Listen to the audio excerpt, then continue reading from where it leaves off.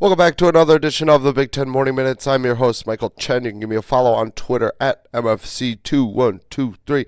It is Thursday, March 7th, and there was some Big Ten news yesterday. Not a ton, but we'll start off in Iowa City as they are seeing a legacy coach announces retirement. Reese Morgan yesterday, who spent the past 19 years at Iowa as a coach, most recently as their defensive line coach, has announced his retirement. He's going to go down as arguably one of the greatest coaches in all of Iowa history. Not only has he coached the defensive line, which he's done for the past 7 years, but he was also on the offensive side as well, coaching the line and tight ends. And not only that, was a recruiting coordinator for Kirk Ferentz as well. So Morgan's duties were varied, but nevertheless, Morgan did a fantastic job. A few of the players that Morgan recruited in his time frame, and you will notice these names because they are not little names. These are big-time players that Morgan developed in Iowa City. Chad Greenway, Josie Jewell, and Riley Reif are just a few of those names. You're talking about NFL stars right there. I mean, absolute NFL stars. So the loss of Morgan obviously is going to hurt Iowa as he was a fantastic coach, but they'll move on, and obviously I will keep you updated as to who is going to fill that role in for Kirk Ferentz going forward in the future. And moving on to another big team that has potentially made some moves as well is Maryland and Mike Locksley. I've been very impressed with what Mike Locksley has done in this short time in College Park. He has done a fantastic job, and I will continue to sing his praises until most likely they struggle on the field, which I'm not quite sure is going to happen a ton.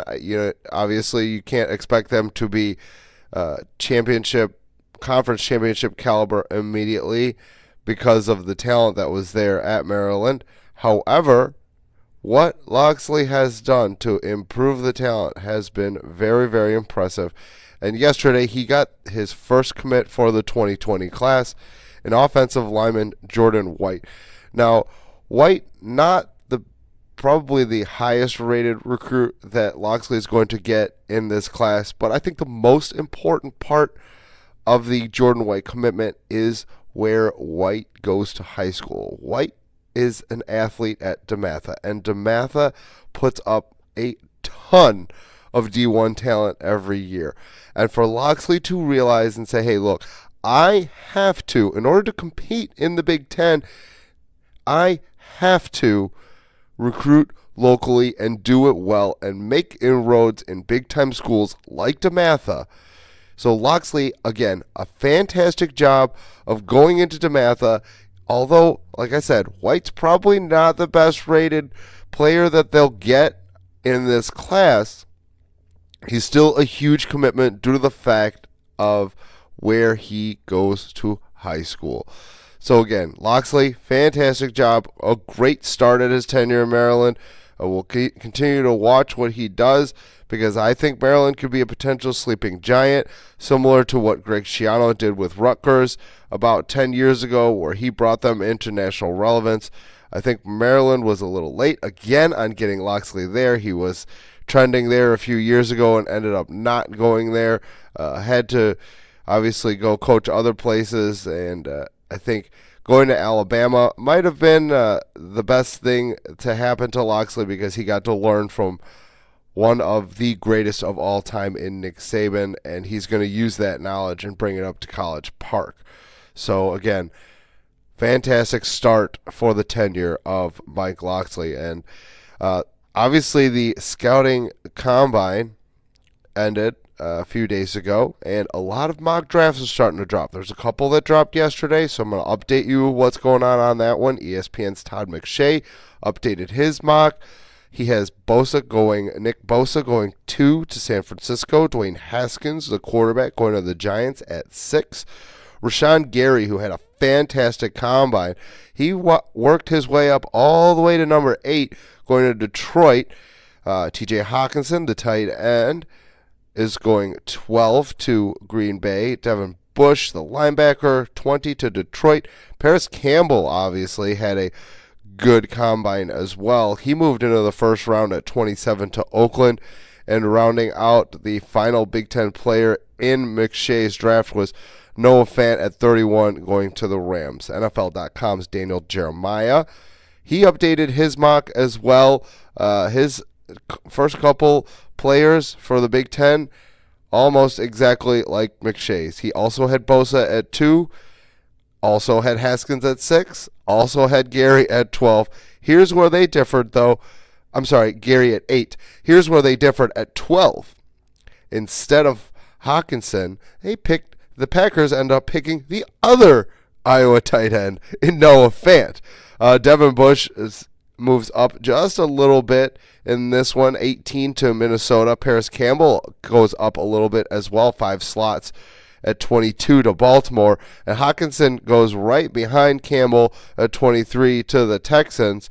So you're still seeing the same group of players there, but a little bit different of movement after Gary at 8. And then CBS, Will Brinson, he also updated a mock draft. This one was a little bit more interesting. He had trades involved in this one. And although it's not a Big Ten player, it still has a little impact on what's going on. They had Oakland moving up to number 1, Brinson did, and getting Kyler Murray.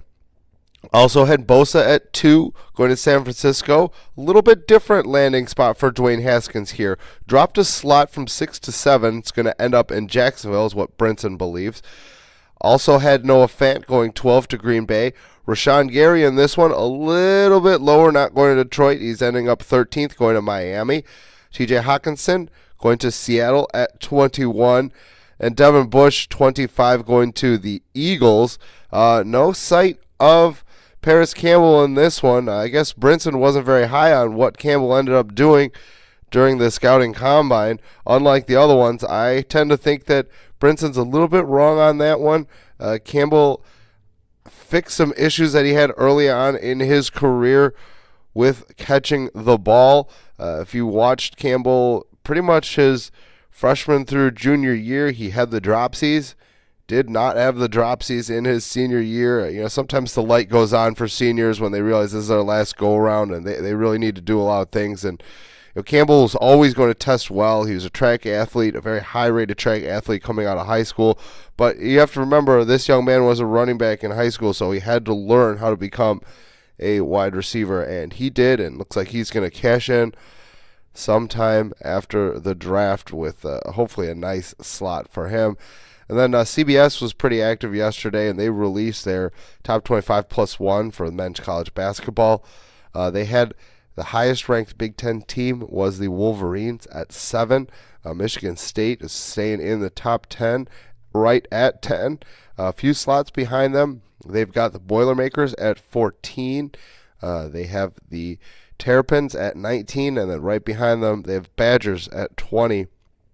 Not a great showing for the Big Ten, but once again, like I said, the basketball conference I think it's very solid. It's deep. They just continue to beat up on each other, and that's why you're not seeing some of the Big Ten teams ranked a lot higher. I think they'll make some noise in the NCAA tournament, but ranking-wise, they're not going to do it. And yesterday, Ohio State suffered a loss in Evanston to the Wildcats, and that potentially could be a spot where the Big Ten had that large bid right there, and they could be losing it as the Buckeyes are trending in the wrong way. And then you're looking at the other Big Ten team in Minnesota, who's right on the bubble. They won the other night, and you kind of have to expect that they're trending the opposite of Ohio State. So for me, I think that the Gophers have a pretty solid chance right now to get a at-large bid.